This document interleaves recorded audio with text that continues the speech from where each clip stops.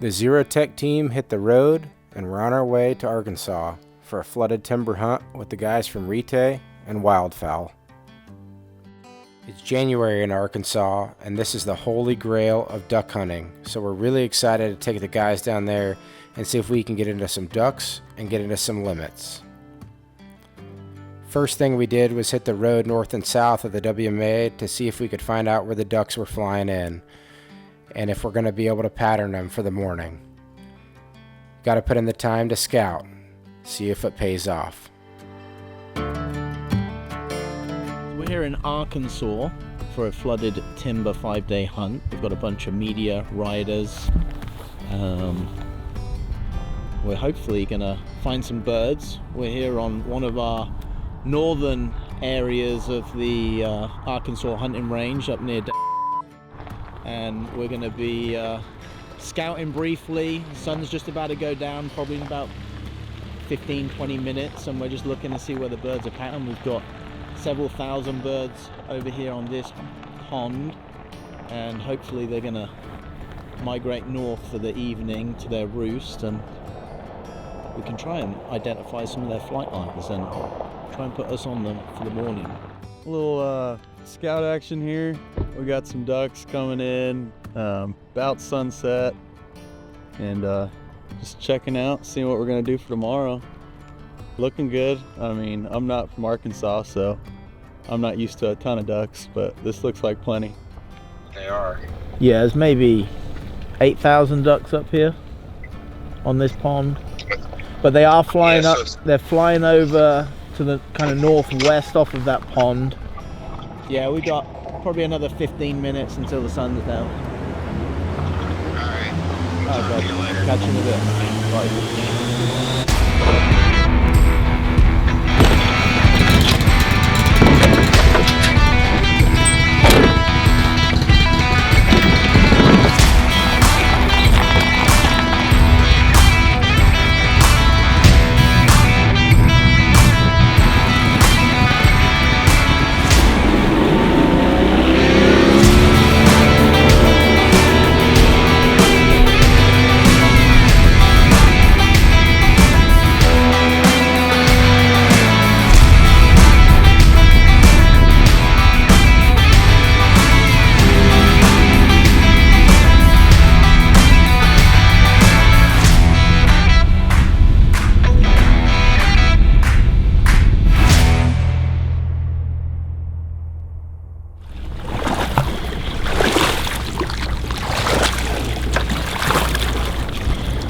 You know, when you think about a hole in the woods, I remember my first time, probably 2010 or 11. I was living in Memphis and these guys told me we're gonna go, you know, I duck hunt, but they said we're gonna go hunt in the timber. We drive through the woods and hunt a hole. And I'm thinking like a lake in the middle of the timber, like a pond. And we roll up to a hole that's barely bigger than a jacuzzi. I thought the ducks are never gonna come in this thing. And then they start wailing on the cut down calls, and man, they're gonna scare every duck for a mile. Next thing I know, they're in the hole, we're shooting them. They don't need much to get in these trees.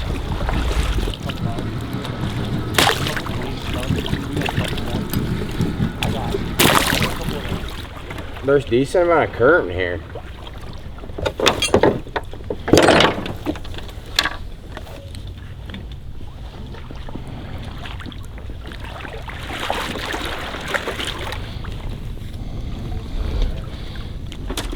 Alright, so if you're putting all your you got room on that beaker.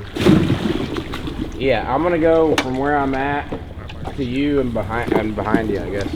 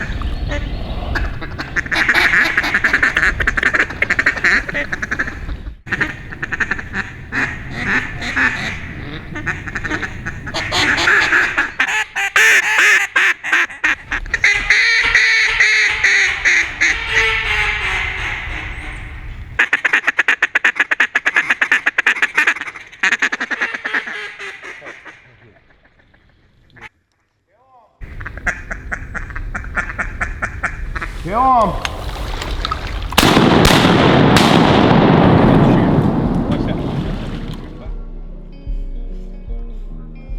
We got birds working this morning. We got 2 that worked really nice. So we got 2 in the box, nice big fat northern greenies. Got a lot of work in here, and it's just gonna get better as the day goes on here. So stay tuned, man. It's gonna be good. Definitely.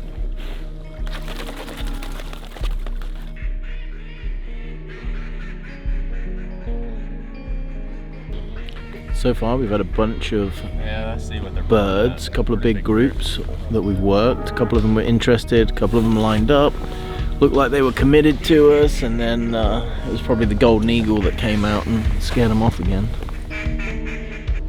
Started out pretty good morning. We were working a lot of low ducks, and they were pretty leery, but we were working some groups that were lining up good. We shot a few, and man, it just kind of turned off. Good news is nobody's really around us, so most of the ducks that we're seeing that are at a relatively reasonable altitude are looking at us, and that's positive. They're not looking at anybody else around, but it got pretty slow pretty quick.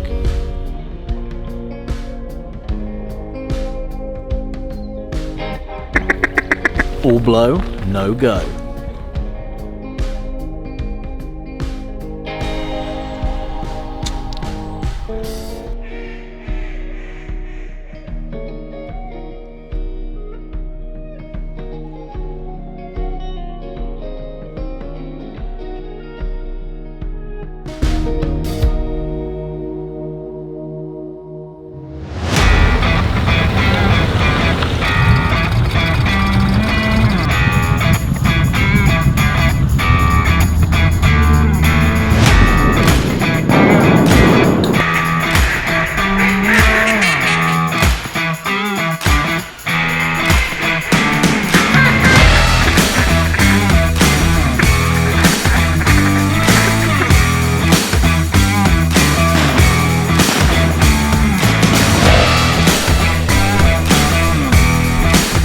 Get 'em.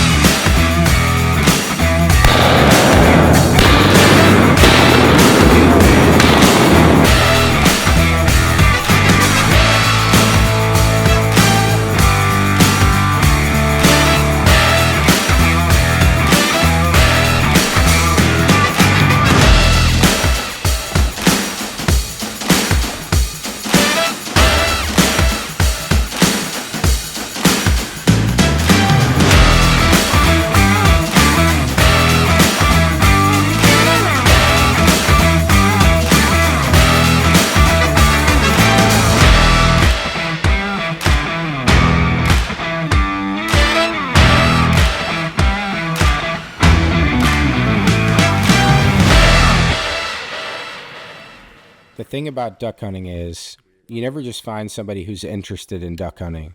If a guy's a duck hunter, especially a public land hunter, he's a diehard. He lives for it, breathes it, wakes up in the morning and is willing to brave freezing temperatures, put in the miles and miles and countless hours of scouting, get up at 1 a.m. in the morning to get to the boat ramp and beat all the other guys to the best hole. It's a lot of teamwork. It's this die-hard attitude that brings duck hunters together and forms bonds you wouldn't get anywhere else. Some of the best memories are made shivering in waist-high water, waiting on a group of birds circling when finally they commit, and you get to take that shot. There's nothing like it when you see those wings cupped up, locked in, feet down, coming in for a landing through the trees. It's this attitude of hard work, gambling for the big groups, competing with other hunters that brings us back time and time again for the experience. The best memories are made in the harshest conditions. My name is Blake Story. I'm from Pine Bluff, Arkansas originally, live in Wynn now. I do not hunt anything else. Duck hunt and fish is about the only thing I do. Hi, my name's Freddie Prince. I'm from Jonesboro, Arkansas, and we're out here on, can't tell you where we're at, but we're out here hunting this morning.